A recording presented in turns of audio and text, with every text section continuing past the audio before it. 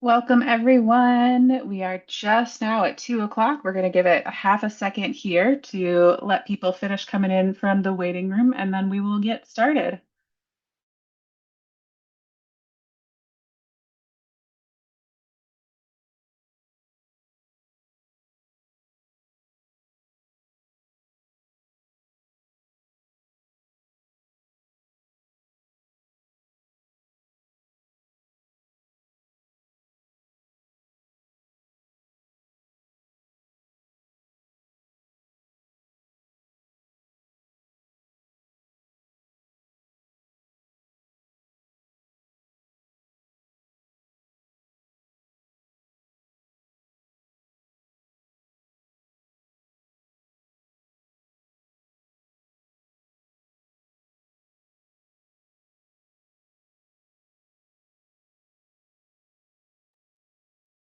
All right, it looks like the waiting room has slowed down a little bit. I'm sure we'll have some people joining us along the way. Welcome, y'all. We're excited to have you here for this second in our series, The Foundations of Young Care Support. Quick housekeeping today. The chat is open to just the host, so if you have a personal question, you can ask us, or you can drop the rest of your chats in the Q&A. While the slide deck for this meeting will not be shared, we will be sharing a follow-up email with a link to various resources and links to things that we discuss today. And for those of you who are getting CEHs, those will be mailed out to you via the email that you registered with in the next 2 weeks. Please note that you do need to be present for the whole webinar to receive those. We do get a report of who was here for the whole time to be able to process those credits. And with that, I am thrilled to introduce Dr. Melinda Kavanaugh, who will be presenting today.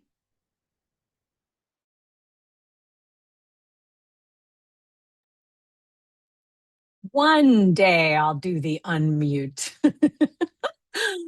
Yeah. How many years has it been? What a pleasure. I'm not sure if any of you have joined our first webinar. So if you did, thank you very much and welcome back. If you are new to our webinar series, welcome.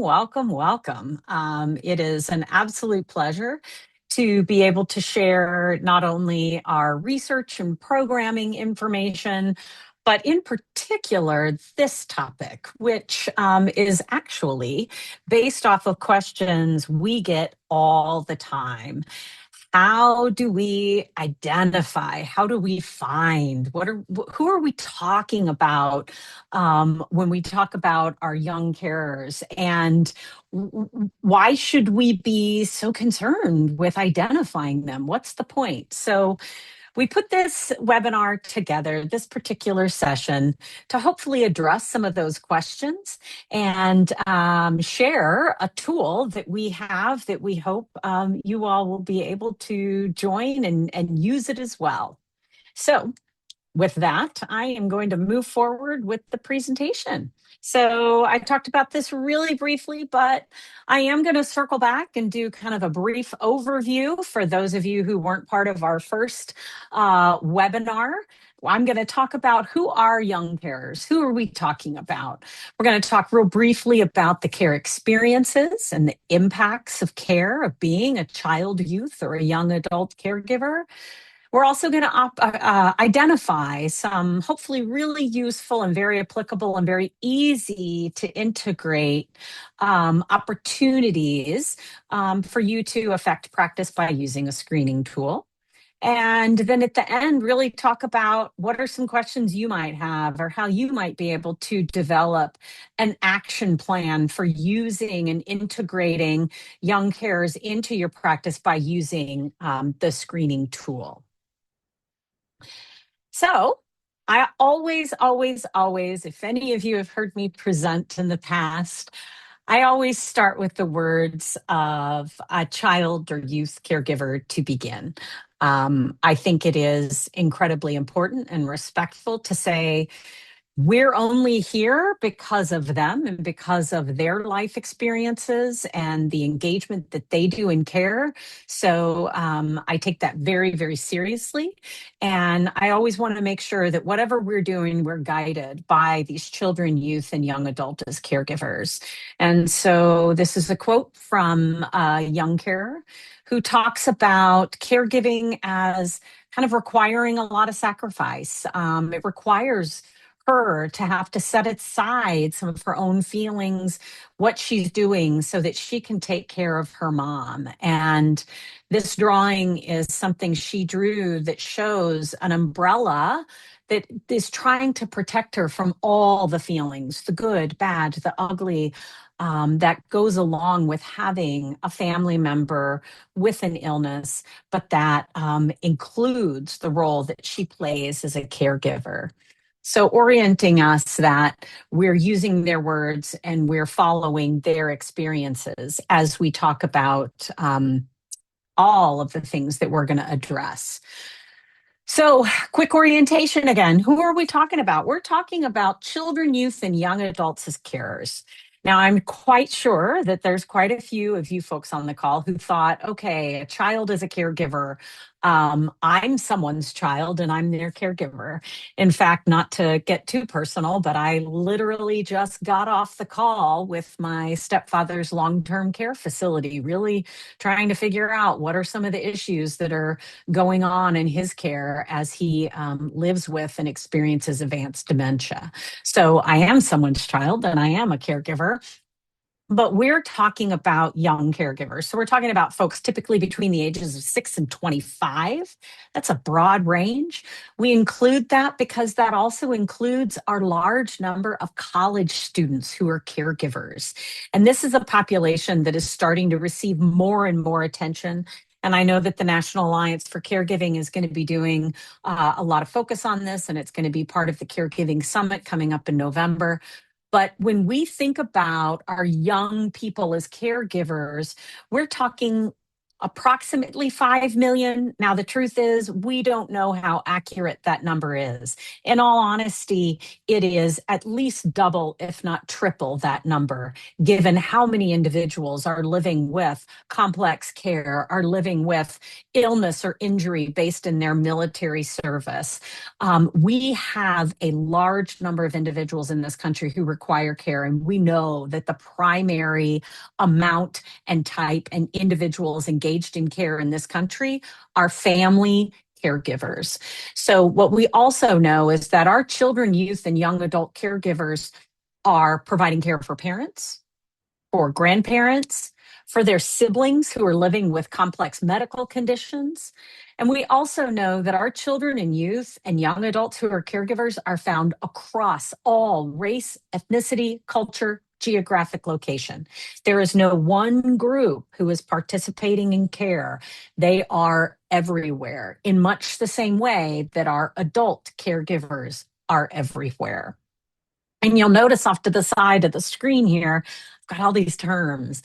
And this is one of the things that can be the most difficult in this population is that depending on where you are in this country and in the world, children and youth as caregivers are defined in different ways. Now, they're defined by their age, by their location, but the words we use. So, depending on if you're here in the US, a lot of folks in the US refer to them as caregiving youth.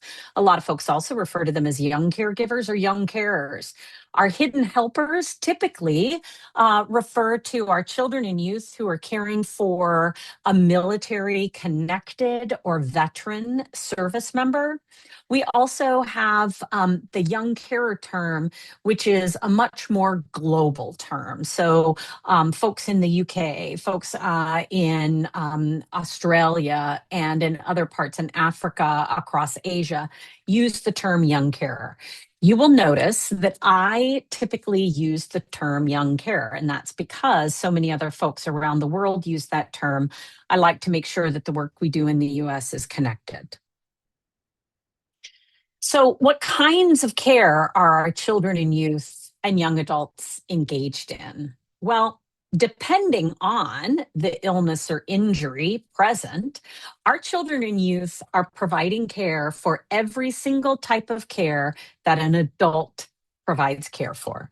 So I'll say that in another way. If there's a caregiving adult somewhere and they're providing feeding, transferring, they're managing difficult behaviors, they're dealing with emotions, they're managing sibling care, they're managing communication, cognitive impairment, there is a child or youth somewhere who is also providing that type of care. And what we see is that our children and youth are providing care across different conditions. So once again, they're not solely caring for one type of population. And something that's really exciting and happening now in the US is that our research, our knowledge about what children and youth and young adults do as caregivers is really growing. And it's one of the most satisfying things. I have been a clinical social worker for well over 25 years. I have been a professor of social work for about 14 here at the University of Wisconsin in Milwaukee.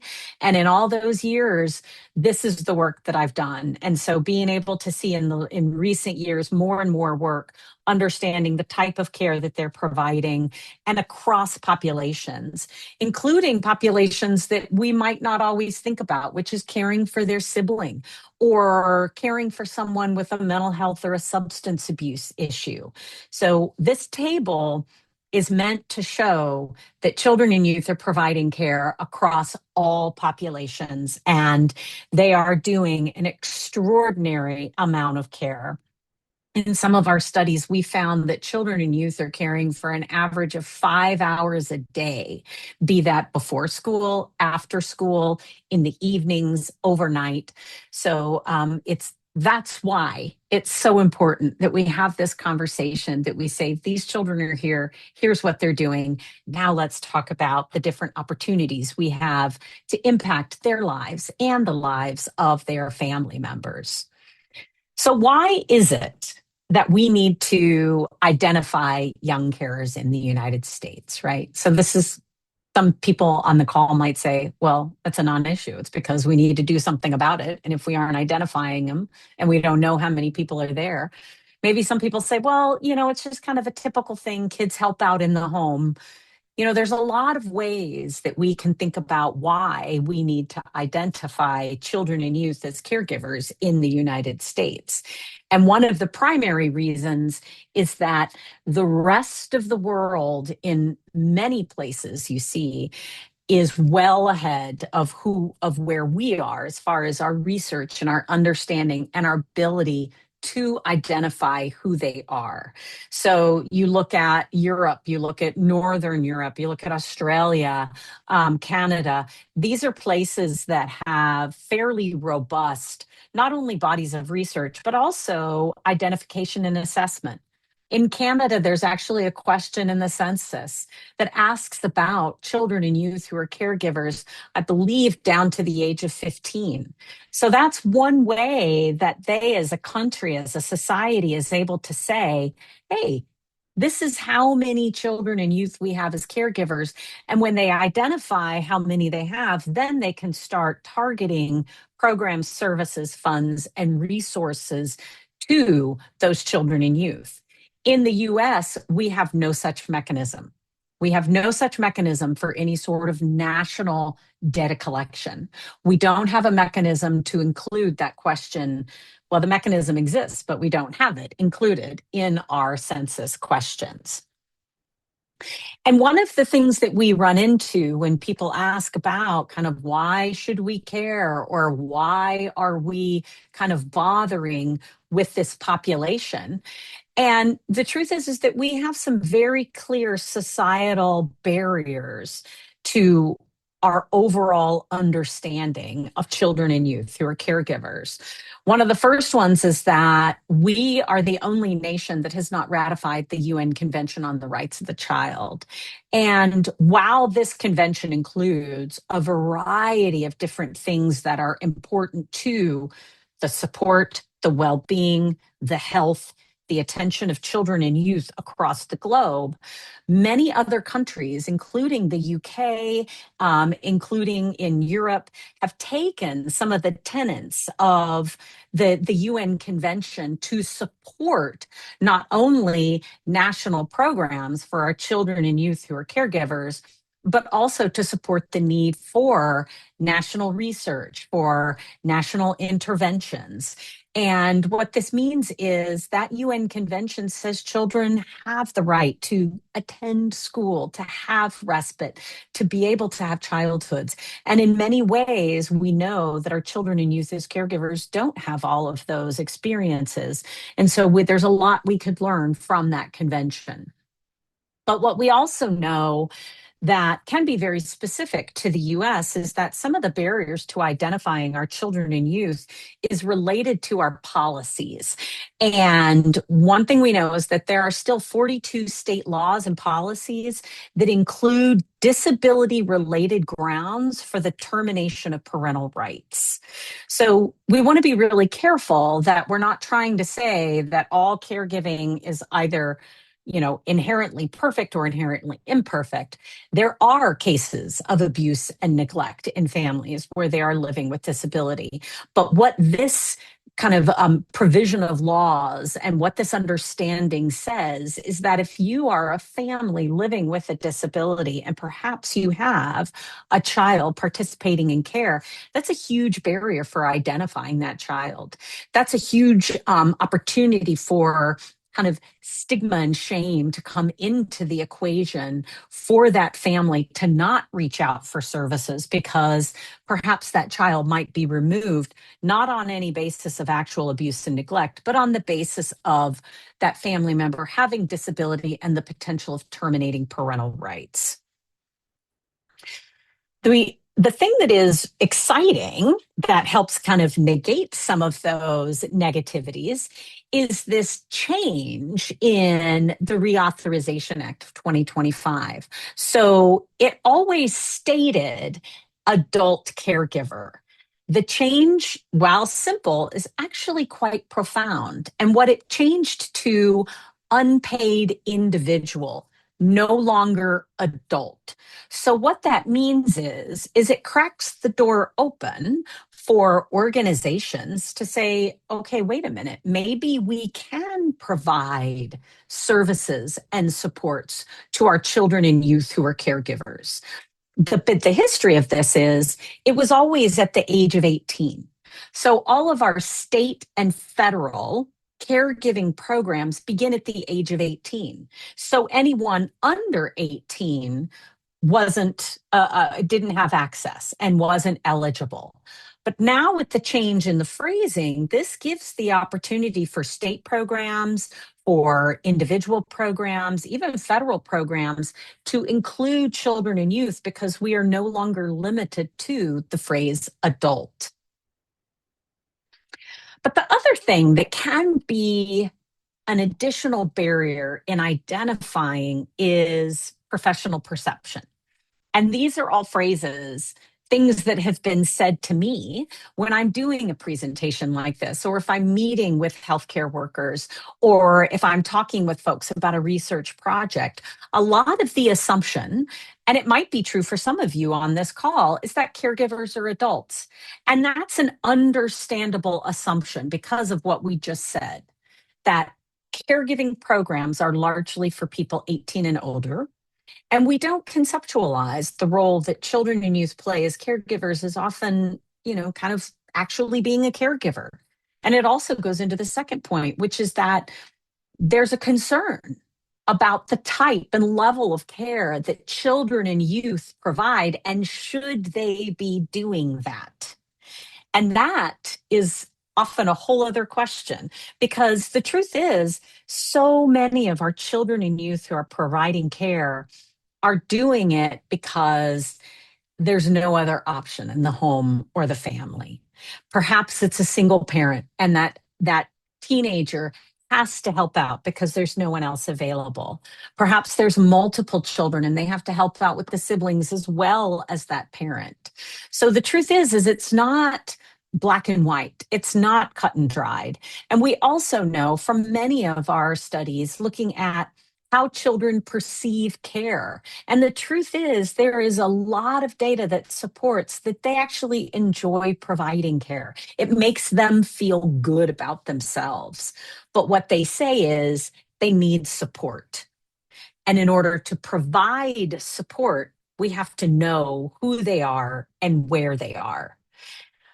But a big barrier is if we're going to identify them, like we don't have anything to do. We don't have any resources to provide them. That's great that you're telling us that you have to go and identify all these kids. But what are we supposed to do now? We're going to attend to that towards the end of the seminar. But then the final question I get, and I very recently was just on a call with a bunch of people saying, how do we even know how many kids we're dealing with?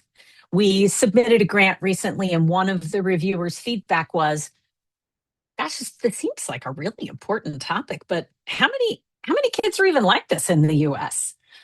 This is why we wanted to do this session so that whatever organization you represent, be it schools, be it healthcare, be it healthcare nonprofit, be it community organization, that you can think about how you as an organization could screen for and help identify children and youth so that we can have that information in order to build out and create more resources and more supports, which is exactly what we want to do. So the problem isn't that young carers do and don't exist, right? They exist. We know they're there. They're very hidden. They're probably the most hidden caregiving population, at least in the US, if not globally. The problem is that we're just not identifying them. So without any sort of identification, they're going to remain invisible. The services are not going to be designed for them. Again, I'm guessing there's quite a few of you on this call who work with and for older adult caregiving programs. And you're probably thinking, yeah, our programs really aren't geared for a 15-year-old. I have absolutely no idea what we would do with a 15-year-old. I'm used to 75 or 80-year-olds, right?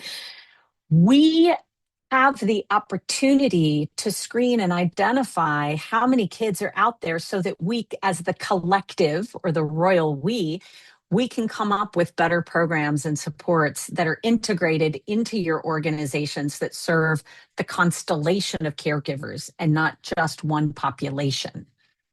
We also have the opportunity to change policy.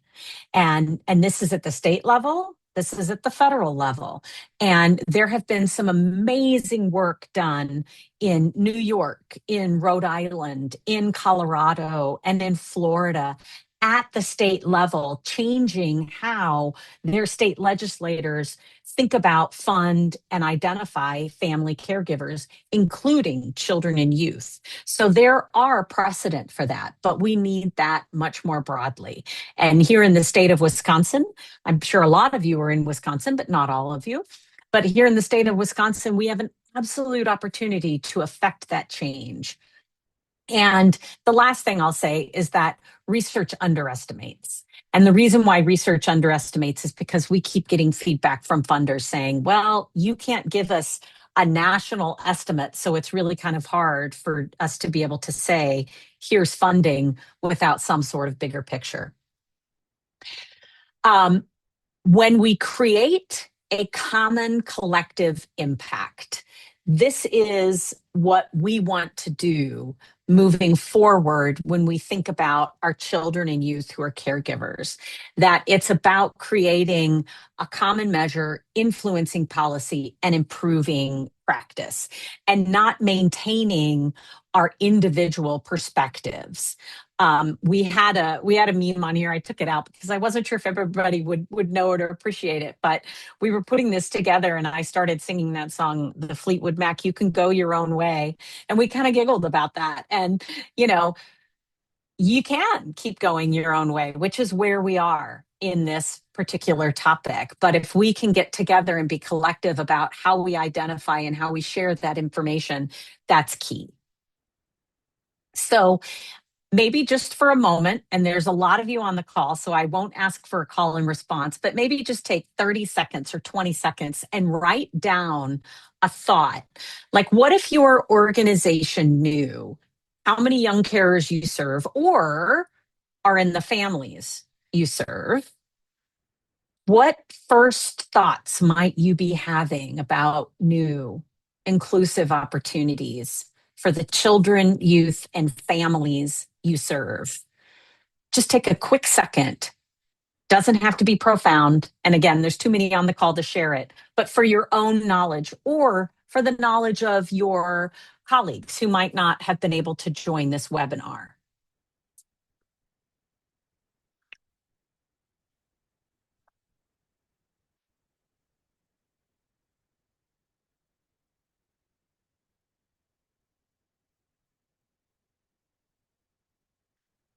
One of the ways that we've been thinking, and when I say we, I didn't do a good job of introducing my team when I started, but I have the absolute honor of working with some of the most wonderful people here at the University of Wisconsin in Milwaukee. And they're all on this call. Hannah Hutler Boyd, Kyle Webert, and our fantastic doctoral student, Sylvia. And as we work together and we think about programs, we think about next steps in research, one of the things that has risen to the top over many, many years is a place, a center to do the research, to develop the programs, to engage our community partners, and to do things like this webinar, like our caregiving symposium that we'll be doing in February. It will be our third year doing that caregiving symposium. And we have providers from all over the state and the region come. And what has led to is our new Center for Young Carer Research and Innovation.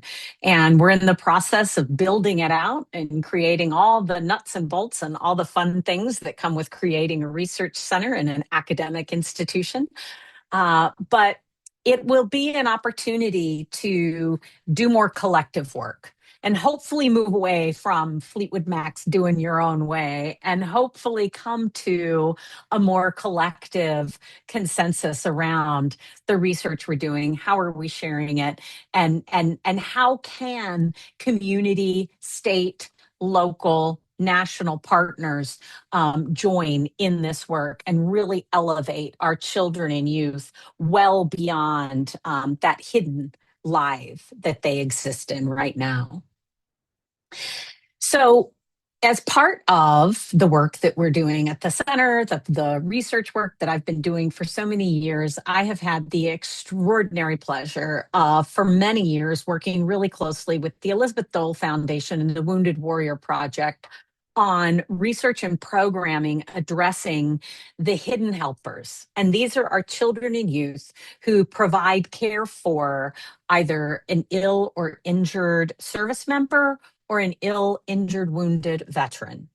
And they do such fantastic work through the Hidden Helper Coalition. And I don't know if any of the coalition members are on the call. It would be wonderful if they are. But the Hidden Helper Coalition is a group of around 100 organizations across the country that do extraordinary work supporting our children and families in our military connected and veteran families, the families themselves, just the children, the adults. It is such a wonderful constellation. And in working with the Hidden Helper Coalition, we created a screening tool. And one of the reasons why this screening tool was created was everything I just said. Was we don't have national information. We don't know how many children or youth are in certain organizations or not certain organizations. And as we work together to be collaborative and create research and create programs and resources, we need this information. So, what started in our military connected and veteran community, we are also sharing with our civilian community as well to say, how can we all use this screener? And so, what the screener is, it's very basic. The last thing we wanted to do was create something that is cumbersome, something that is onerous, something that is difficult. And we have a version for both adults and minors. So, if you are a PED serving organization or a youth camp or a youth organization, there's a screening tool for you. If you're an adult organization, maybe you're a hospital or even a long term care facility, and you want to understand how many of your older adult residents have a grandchild that participates in some level of care, there's an adult version.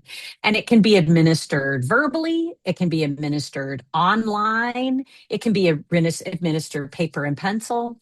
And the goal of it is to identify if there is a young carer in this family, the type of care that they provide, and how often they provide care.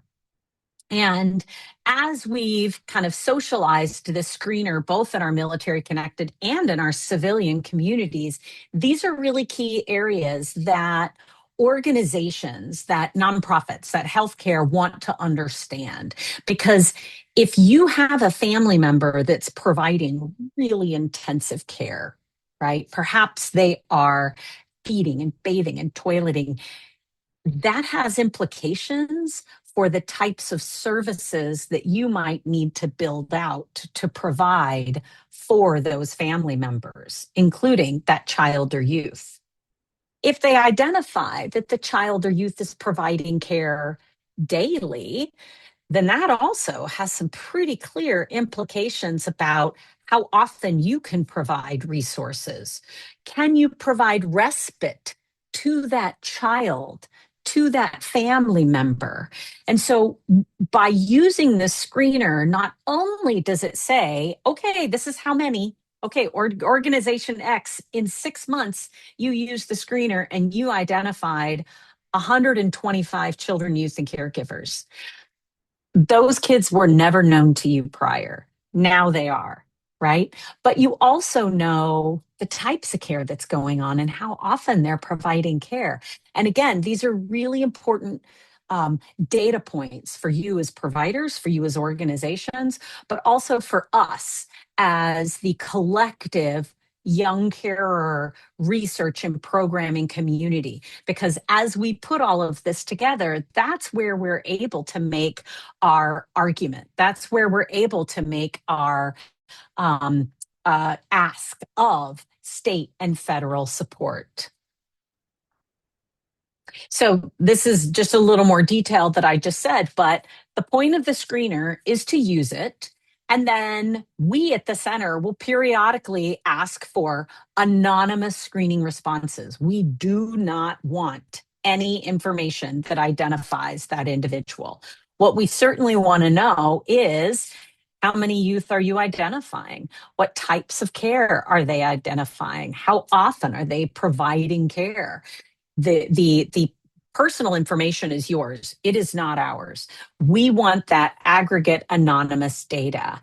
And so this will allow us, and when I say us, so our Young Carer Center, but also all of our partners. So any meeting we have, any partnership, someone comes to us and says, we want to do a project. We say, look, guess how many young carers have been identified so far? In 5 states, we have 10,421 young carers. You can take that data to your state legislators. You can take that data into a national grant and say, you know what, we're finally able to capture this data. We also want to be able to constantly evaluate and improve the screening tool. We've already made improvements through several kind of iterative meetings with different organizations. And then being able to identify gaps in services and supports is huge.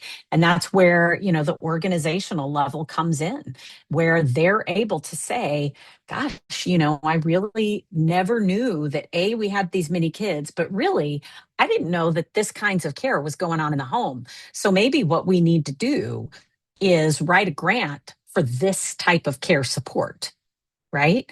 Or maybe, and one of the organizations, the Respite Care Association of Wisconsin, does amazing work with respite care.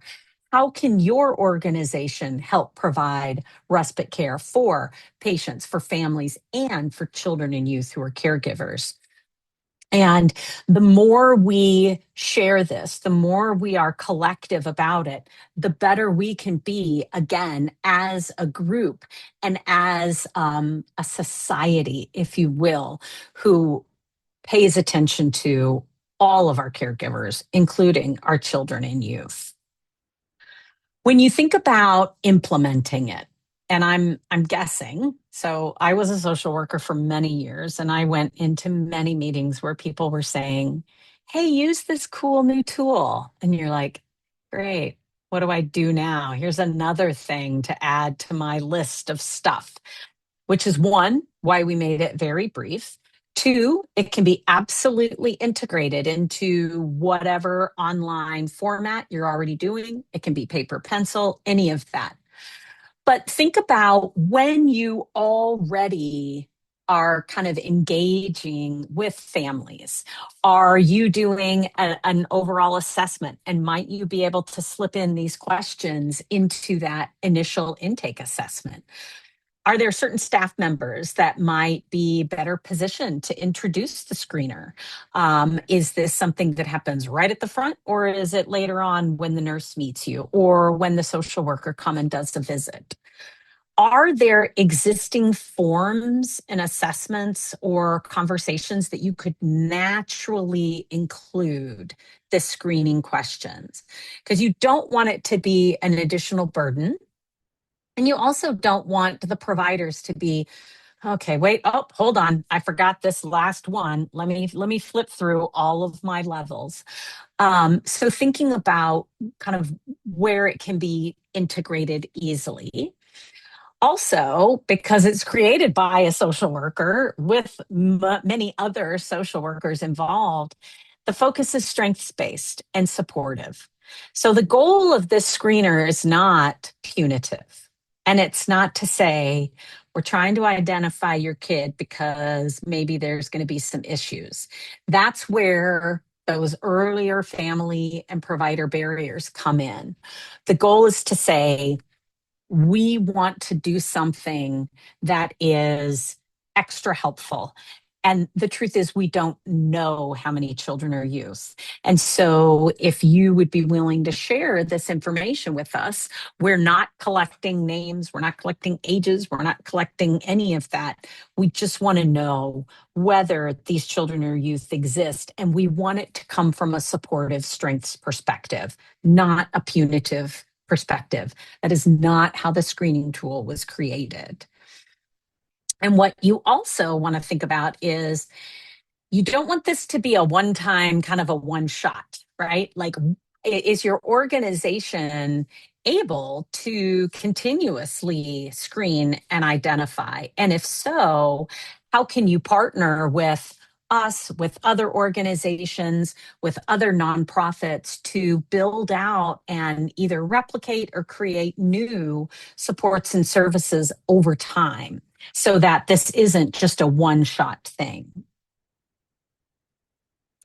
So this is what I get a lot. So good for you. You identified all of these young carers. Now, what are you going to do?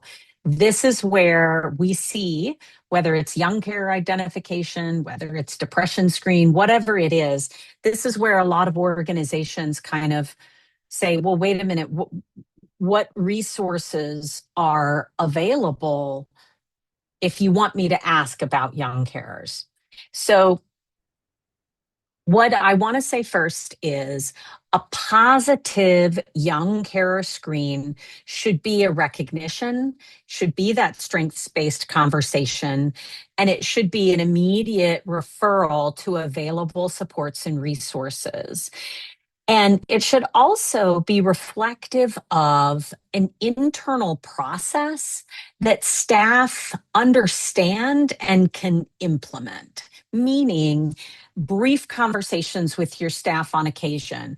Are you identifying children and youth? Are you using those resources? Are you making referrals? About making sure that we aren't identifying and then this black hole happens.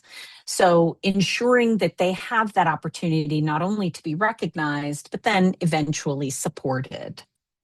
And what we do have is there are actually a lot of supports and resources for children and youth as caregivers across the country. These are some resources that, in partnership with Global Neuro Y Care, we have created a number of print, online, and then video resources for the actual children themselves. So perhaps you're working in a hospice, and one of the things that, you're really keen on is making sure that these children and youth have access to information about anticipatory grief as a caregiver. And there are lots of grief organizations and children grieving. There are tremendous resources, but there's not enough out there when they're also a caregiver. And so we have resources for there, helping them understand what is anticipatory grief. You might work with an organization that's a community serving organization, and, the family's like, well, children, I've identified that my child helps in care, but I really don't know how to talk about it. We have a resource that helps that family have a conversation about what caregiving means. We also have resources that are specific to populations. They're not all up here, but we have resources that are specific to youth who provide care for Parkinson's disease, for MS, for ALS, for Alzheimer's disease. And we also have resources, again, in partnership with our colleagues at the Elizabeth Dole Foundation and the Wounded Warrior Project around our children and youth who are our hidden helpers. We have activity guides to let them walk through that experience and a journey map so that when they're walking through the journey of being a hidden helper, they have opportunity to ask questions. They have opportunity to see other people's stories as well. And the beautiful thing about both of these tools and all of the tools here that are kind of disease agnostic, if you will, is that anybody can use them and they're all freely available. Feel free to download them off this QR code here. But I also would be extremely remiss if I didn't highlight all of the many organizations around the country who, some of whom for many, many years have been supporting and creating opportunity and helping to identify our children and youth across the country. And some of them are military connected organizations. Some of them are for specifically young onset dementia or ALS. Some of them are state specific, some of them are national. So I highly encourage you to look at this slide. If you want to take a picture, I didn't put any hyperlinks in them, but they're all listed there. This is not exhaustive, but it's a nice example of the different organizations that are doing opportunity or that are providing opportunity for you to provide support to your families when you identify that child or youth as a caregiver so that you don't feel like you have nothing to share once that child or once that family member has identified that they have a child who's a caregiver. And some of these places are, some of these organizations are in specific places. Again, some of them are nationwide, but you can refer back to the materials from Global Neuro Y Care and print them off and share them. And then you could make actual direct referrals to any of these organizations who do amazing work to support our children and youth as caregivers. So I've left some time for questions. I can't see the Q&A, but I'm sure it's there. This is the screener interest form. So that QR code is ginormous, isn't it? It might be too big. I think you can take a picture of it. I got a little overzealous with the size of my QR codes.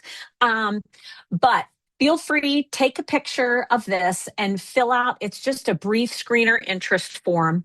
What we want to be able to do is talk to you about using the screener form, make sure that we have access, and then make sure that you provide us with that base level non-identified data over time so that the real goal is twofold for you as an organization to identify these children and youth who are caregivers and be able to provide resources and supports, but also for the collective, for all of us to have these numbers in a way that is together to then we push that out and say, you know what, in 1 year, we've been able to identify 2.9 million children and youth who are caregivers.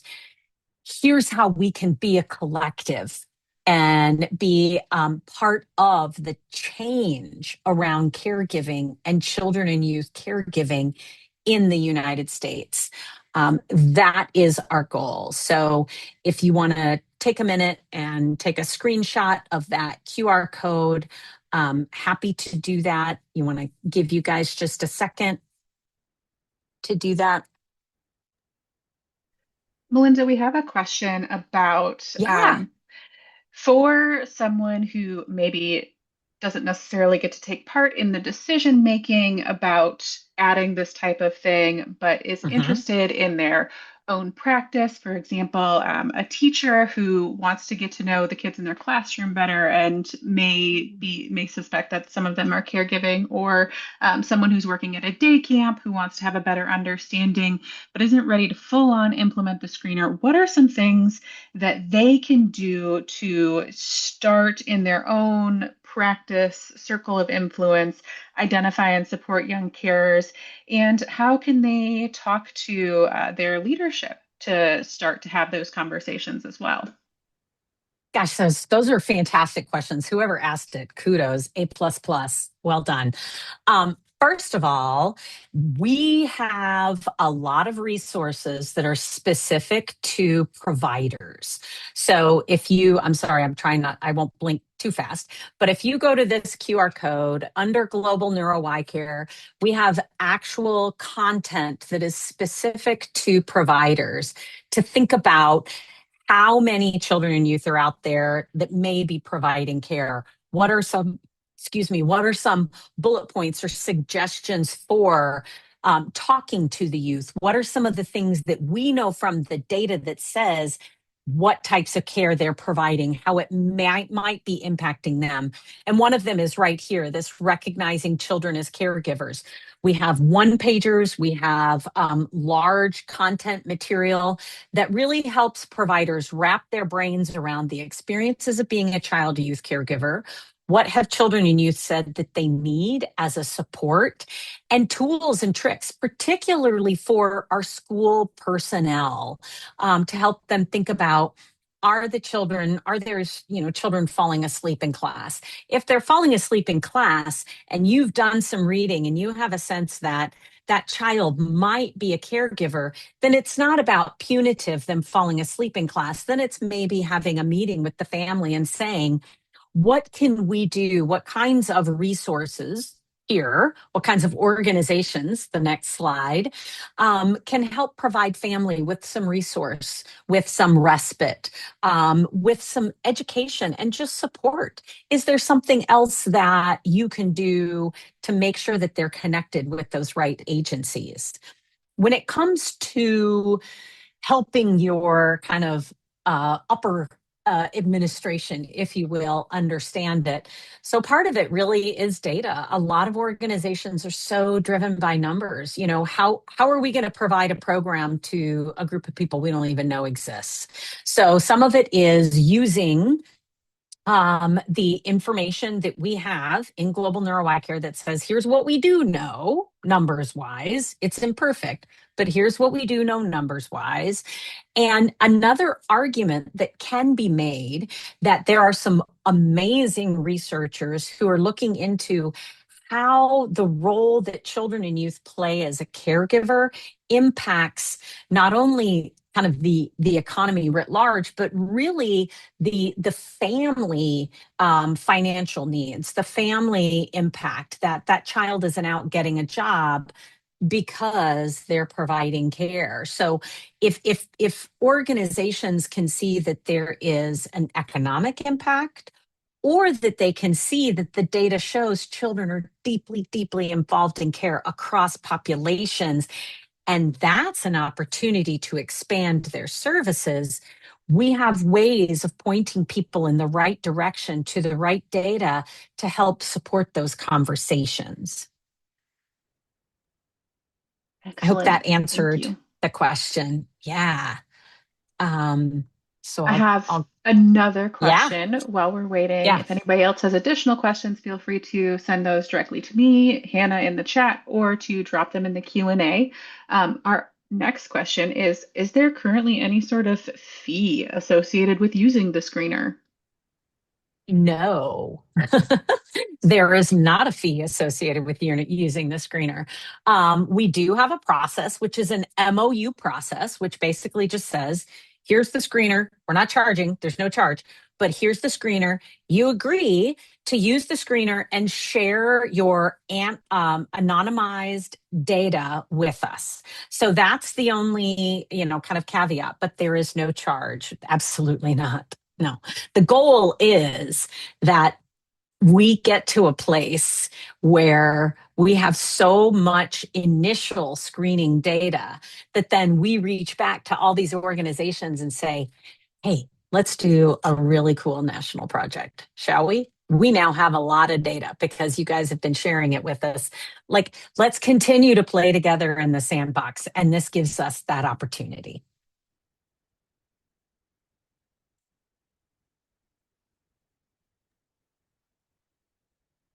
Wonderful. That answers all of the questions I have seen come in at this point. There is also a link in the chat if you're having any issues with the QR code to get to the interest form. Um, Reminder from the housekeeping at the start, the CEHs, I get that acronym right, from this will be sent out to everyone probably in the next 2 weeks. It takes us a little bit of time to gather those together and get them to your emails, but those will be coming, as well as a follow-up email with additional resources. And we did just have a friend in the chat remind us of New Moore's Children's and the Elizabeth Dole Foundation's course with continuing education for Yes. healthcare providers. We will link that in that email as well. You can also find it on your own. I wasn't able to find it here really quick, but that was another wonderful resource that somebody brought up. So thank you all for joining us today. Our next series will be coming up, or our next session in the quarter will be coming up. Words are hard. Our next webinar in the series will be coming next quarter. So keep an eye out on your emails. We will send that information in the next couple of months and look forward to seeing you all again in the very near future. Thank you all for joining us today. Oh, quick ad, shameless plug. In February, we will be hosting our caregiving symposium again here at UWM. So you will also be receiving information about that. We'd love to have you attend. Lots of great sessions about children, youth, and adult caregivers, and there will be CEUs available for that session as well. So we hope to see you then. Excellent. I just dropped that link in the chat. Thank you so much, and we'll see y'all again soon.